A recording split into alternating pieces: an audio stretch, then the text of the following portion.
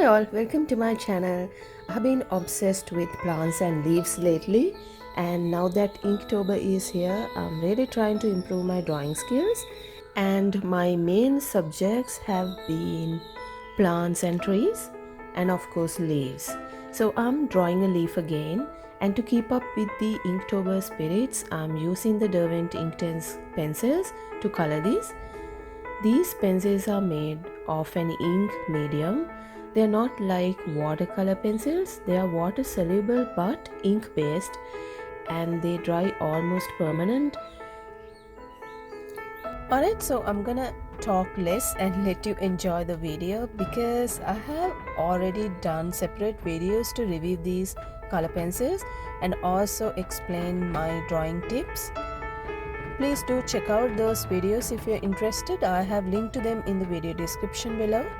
Also, please do subscribe to my channel if you are new here and give this video a thumbs up as well. I will see you next time with more art videos. Bye bye.